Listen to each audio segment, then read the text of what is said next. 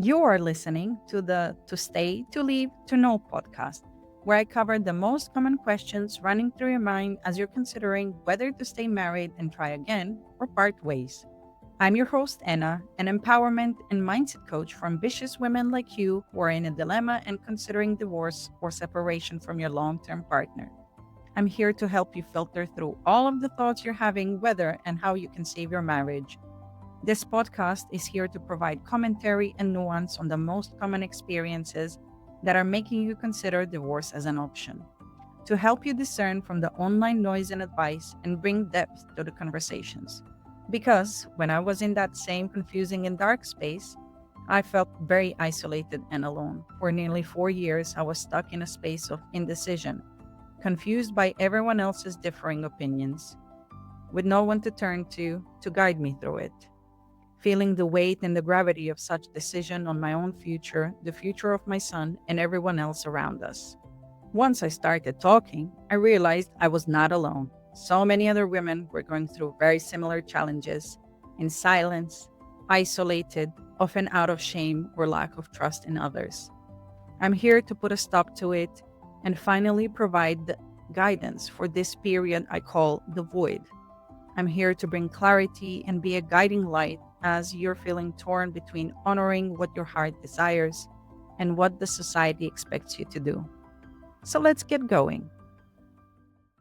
One of the most common occurrences for anyone who has done any self development work is that you will notice the changes in dynamics with your long term friends. You will start noticing the differences that you didn't notice before. They will become much more apparent. You will become aware of how some of the friendships do not have solid foundations and they operate on the basis of very unequal effort and care. And for some of those friendships, it might not bother you, but for some other friendship, it will be quite obvious that you are no longer happy for it to continue in that way. As your standards rise, as you become much more mindful about what do you allow in your life, what kind of life do you want, the discrepancies of where that is not happening will become much more obvious. You will notice that your caliber or the caliber of the person that you are has changed. Your desires have up leveled, your standards have up leveled, your mindset has sharpened, your boundaries have become stricter. And you'll notice who amongst your closest, in your closest circle, does not fit into that category. And it will be almost impossible to ignore.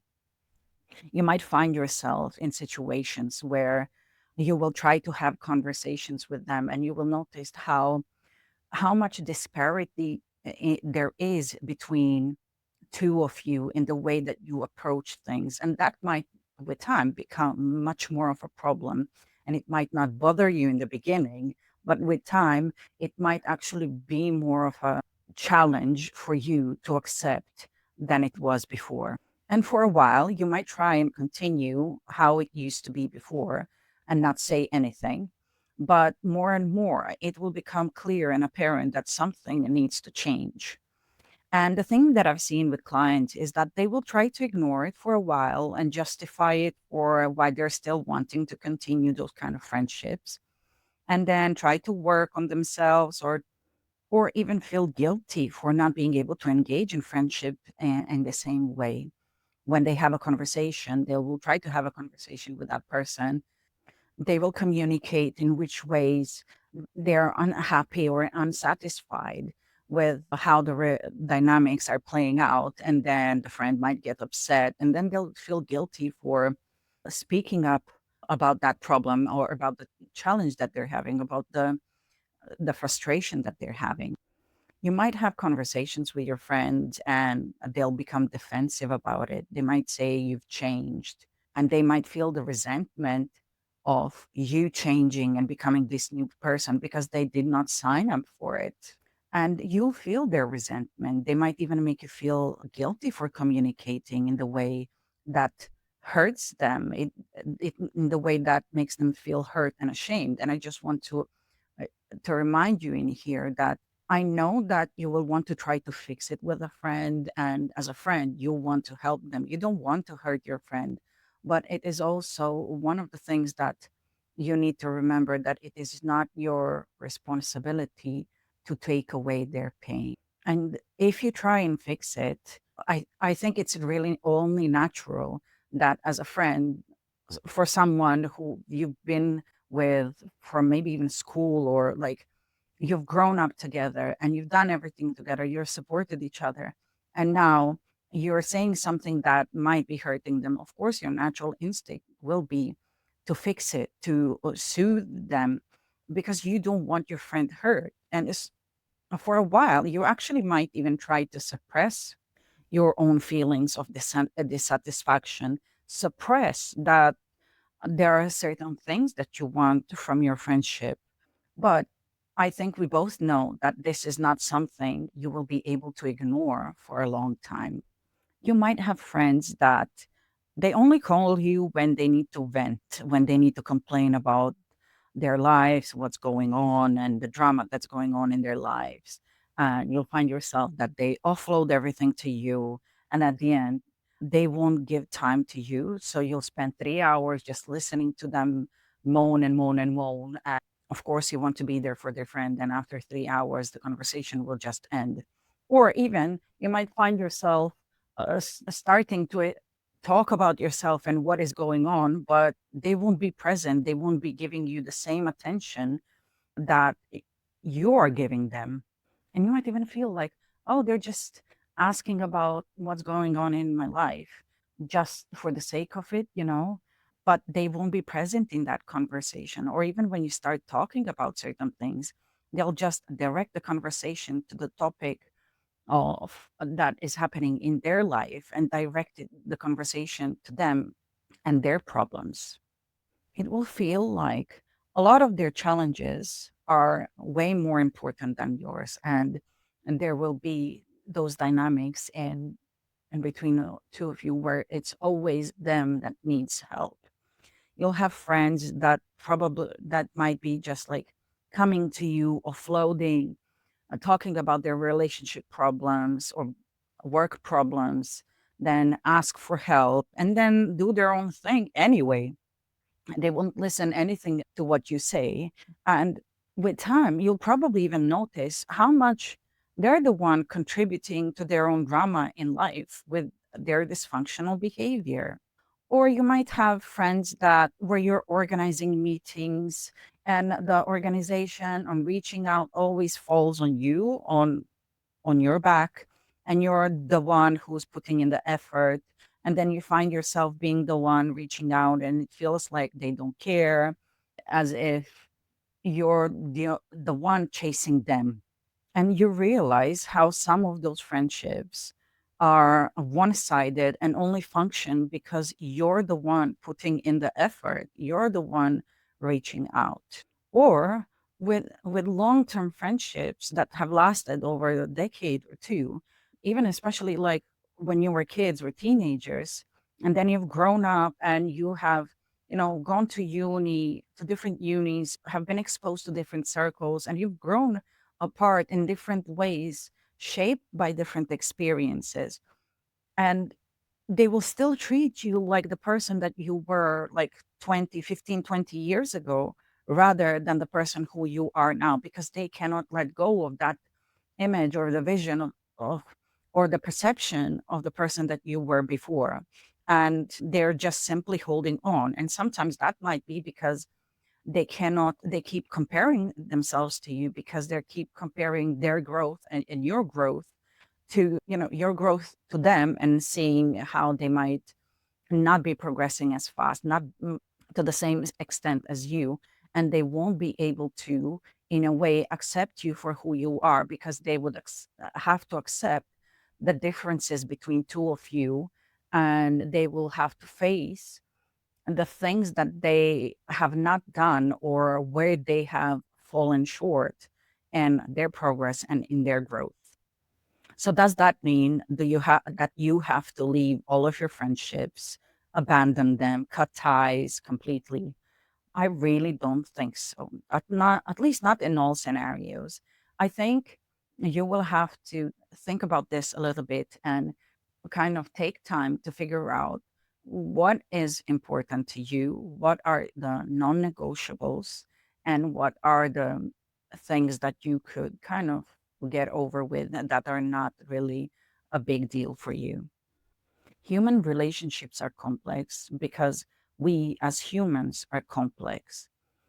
Approaching relationships and friendships with a tick box of conditions people need to fulfill is really not helpful to us individually but also as a society. In that case we will find ourselves isolated and with a small circle and outside of the community. Friendships that have lasted since childhood might need to be reevaluated and revisited.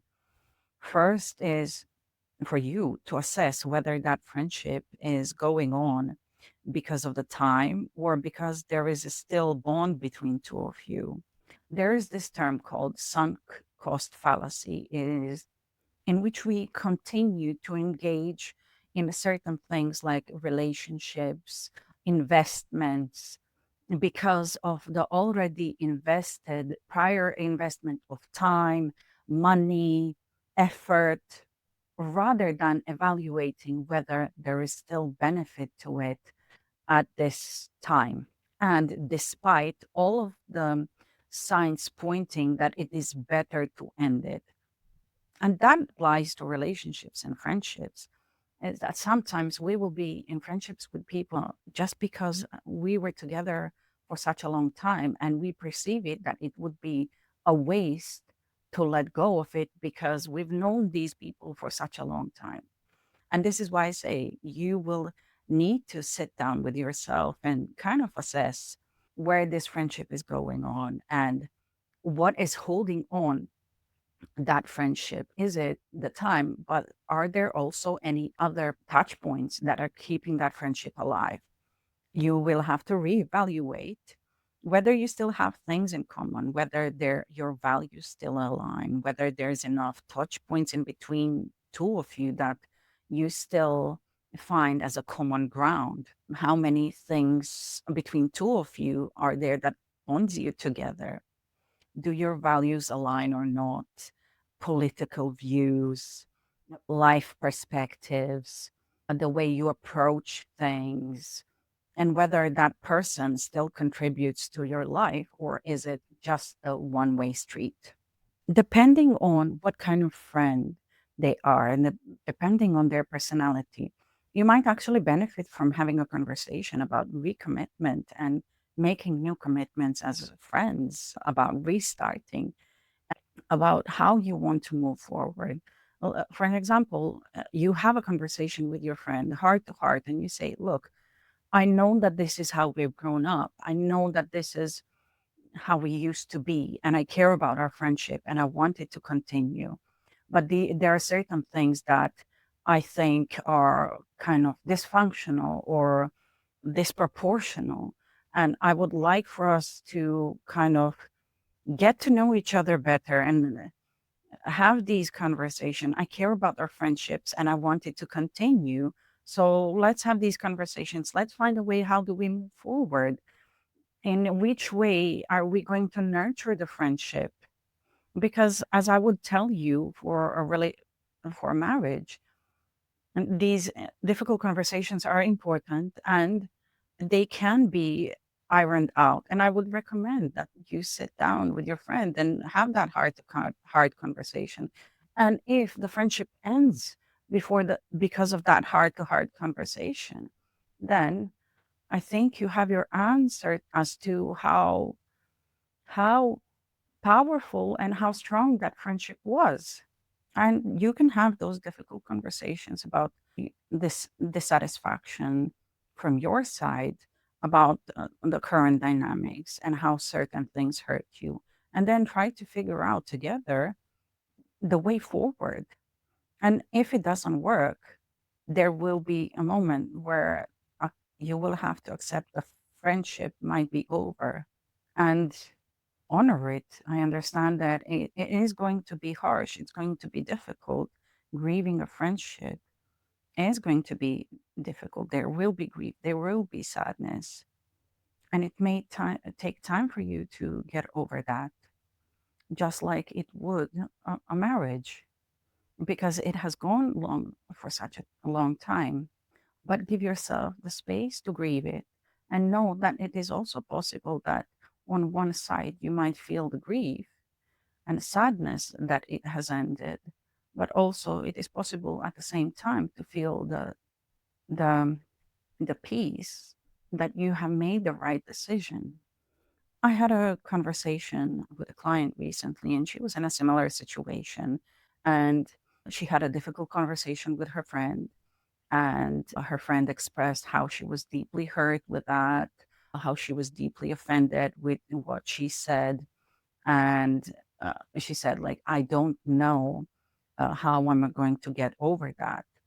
And my client, she had the need, her inner child felt the need to fix it for her friend, because naturally she did not want to be responsible for hurting her friend, because it goes against the what we think of friendships. You are there for your friend, but you also don't want to be the one to hurt them. And sometimes I told her several things, but one of the things that I told her is that when you establish boundaries, eventually your actions will hurt others. Your boundaries, your standards will hurt others, and they will experience that. But it is not your job to fix it for them, because they might need that learning. I told her that she's probably trying to fix it for her, which is very common for people who are people pleasers. But I also offered her a different perspective on this. When you're trying to fix it for her, for your friend, you are potentially taking away her learning experience, future, or the learning that she would get from her. You're interfering with the universe, with the divine, because you are trying to control, in a way, how this happens. You're taking the responsibility of her own healing, of her own lessons on herself. And to be honest, I don't think it is your responsibility, because at the end of the day, you don't get to decide how they learn this. It is their own divine lesson that they need to learn. It is their experience. And when you are trying to fix it from your perspective, the way you think it needs to be fixed, you are interfering with the process. Because in that moment, when you're trying to fix it for her, you are stopping her from learning, potentially stopping her from learning a valuable lesson. You might be robbing her of the learnings and new lessons that she's going to get from that experience, from that hurt, because sometimes we need to hear those harsh things, because it's the only thing that will make us change our ways. And if you interfere, you are stopping that process, and you might be delaying that process for her. I nudged her to trust that her friend will get the learning she needs to get. Trust in the universe that it will do what is the best for the highest good of all. And you cannot be the one who decides what is the best, like for the highest good of all. Accept the fact that, yes, your friendship might be over, but also maybe the friendship is not over forever, but just for now. Maybe they need time to get through the experiences, to get through those life lessons. And a few years down the line, you might reconnect again, and you will be two different people connecting from a very different energy and from a very different level of consciousness. This is the experience that I had with one of my friends when I was in high school, in secondary school. We had a big falling out, as we did. We were under hormones. We were 15, 16. We parted ways for many, many years. And I thought that after all of that happened, I felt betrayed with that friendship. I felt we would never be able to reconnect and that we will never be able to fix those things. And maybe 7, 8 years later, we reconnected and she apologized to me. We went out for coffee. And to be honest, when I went out for the coffee, I let go of any resentment in that moment. And I just didn't have any expectations, but I didn't also come with a resentment from what happened before.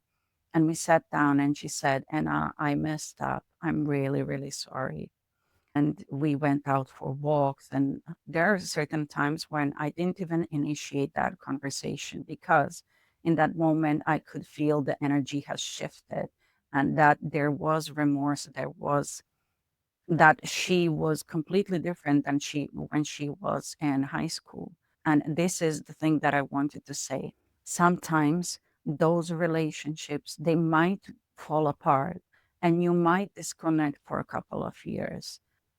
Be open to that possibility that the friendship might not be finished forever, that it might be a temporary break, that you might reconnect after a few years and let it surrender it to the universe, surrender it to the divine, to God, whatever you believe in.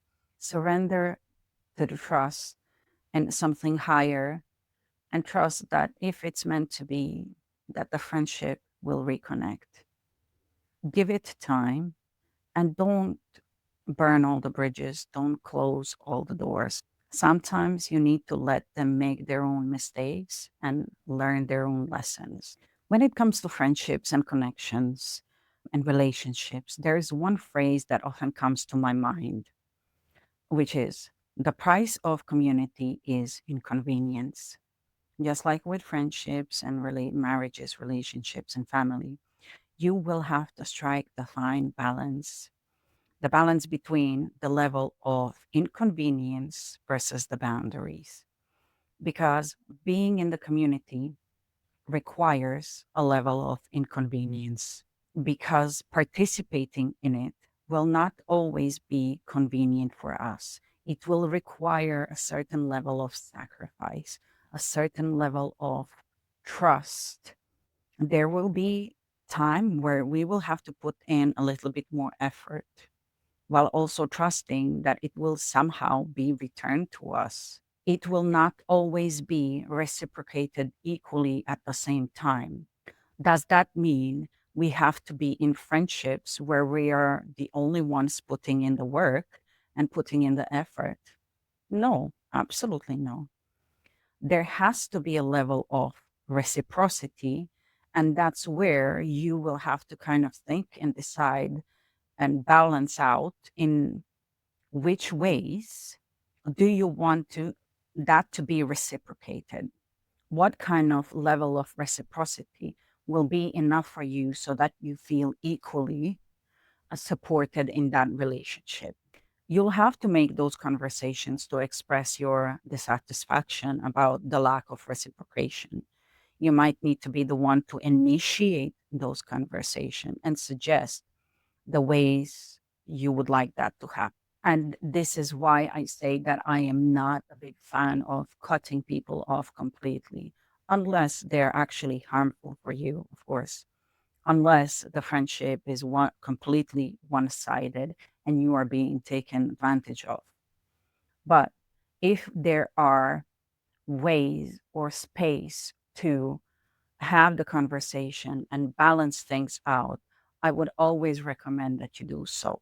One note that I want to leave you to think about is it's like not one single person will be able to satisfy all of our connection needs. When we're looking at the friendships, remember that not one, it's not like one friend or two friends or three friends will be able to fulfill or fit into every aspect of our life and friendship. If we approach friendships or relationships in such a way, we'll find ourselves very isolated and lonely and frustrated that we are not getting everything from that friendship or everything from that relationship. But not only that, it is an immense pressure, immense level of pressure on one person to be everything for you. So, my message here is the nudge is that you allow yourself to create friendships that are for different needs and for different purposes, that you can do different things with. One friend that can be, for an example, for deep conversations. One friend that you can go out and let loose and do silly things and goof around, or another friend who will be there for you when things need to get done, where when you help each other move or pack things, like the community. You might have a friend. I have a friend who I can call and leave my kid with because they live close by.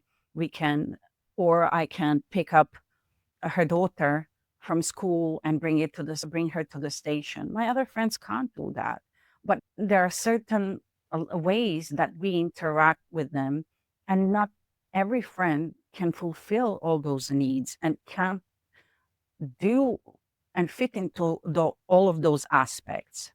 And if you actually find a person that you can do all of that with, that's perfect. But please allow yourself to let go of the expectation that each friend will be like that. And please stop restraining yourself with the thinking that one person needs to fill all of those parts. So, can you recognize how much more liberating this kind of approach is? Because all of a sudden, it opens up the opportunities for you to expand your circle, to not feel constrained with the possibilities of one friendship, understanding that you can have different friendships to fulfill different needs, to have an understanding that the frequency of contact does not have to affect the quality of friendship, that you can reconnect after long periods of time apart and still continue like it never happened. And this is much more liberating approach and much more fulfilling. So I ask you to let go of the rigidity of it and allow yourself to define it and mold it to the way that it suits you. And some friendships, you'll realize that they don't have a way of reconciliation because your values will be different. Probably even political views will be different. The things that are really hard no for you, that are non negotiable, for an example, friends who are toxic, who gossip, who engage in revengeful behavior, or friends who take no accountability, who like mess and drama, unless it is something that you like. And you will notice that these are a kind of friends that you no longer want to be with. Maybe you resonated with that part of you before. And sometimes it's okay to let them go. Sometimes in our midlife, we have to make new friendships and make new connections because the old connections are no longer on the same vibration as we are, and that's okay. Some of your friendships will eventually fizzle out because the lack of effort from you is not maintaining it, and you can release it with love and leave the next steps to them. But I would definitely take the time to kind of communicate your dissatisfaction with the things, with the dynamics, or you can just leave it. And some friendships and friendship challenges will be able to get ironed out with a good heart to heart conversation and recommitment. Some will just need a little break until they get their own learnings, until they mature, until they go through some of the experiences so that they can understand your perspective, and they might spark things up later on.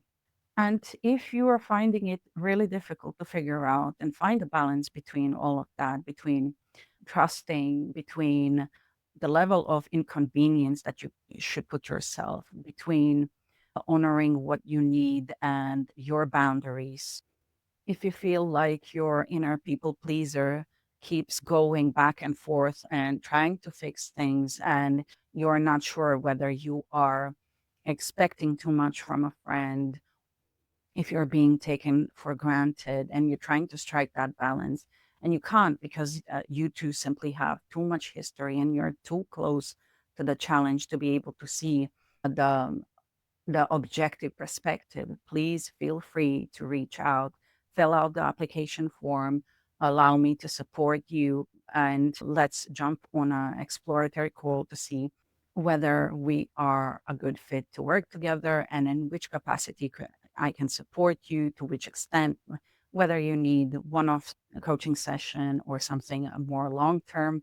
And allow me to support you. I would love to, because a lot of the times, what the dynamics that are replicating in your relationships will be replicating in the friendships and your dynamics with your families. And it is because there will be a pattern, there will be something that needs addressing in your behavior, in your habits, in the way that you are perceiving things, or maybe just some attachment wounds or inner child wounds that need addressing, and kind of helping you and supporting you to find better ways of going through that and soothing yourself and having those difficult conversations and moving forward. So, if this is you, please do reach out. It has been my pleasure. I'm sending you lots of love. Bye.